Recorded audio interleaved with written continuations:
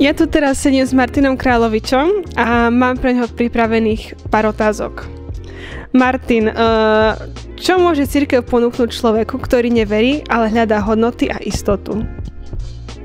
Ťažká otázka. Ja si myslím, že v prvom rade prijatie, v prvom rade také otcovské, bezpodmienečné, priateľské prijatie.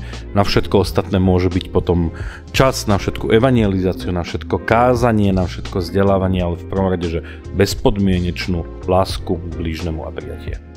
Prečo podľa vás mladí ľudia odchádzajú z cirkvi a ako ich možno osloviť?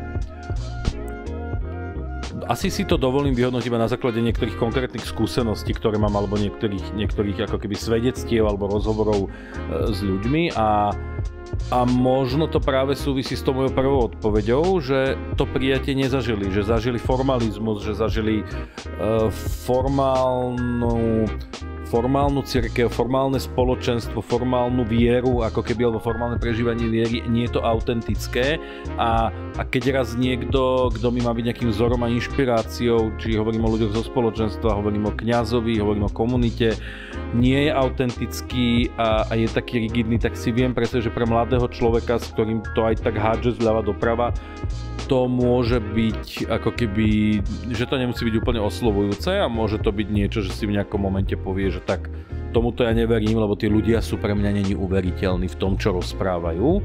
Viem si predstaviť, že toto môže byť jedna zo situácií. A posledná otázka, čo by ste odkázali dnešnej mladej generácii? Dnešnej mladej generácii by som odkázal, to asi má byť niečo duchovné, že?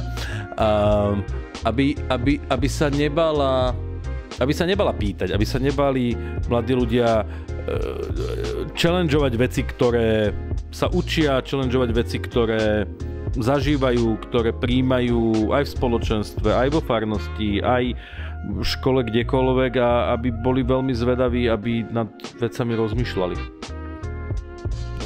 Ďakujem za krásne odpovede.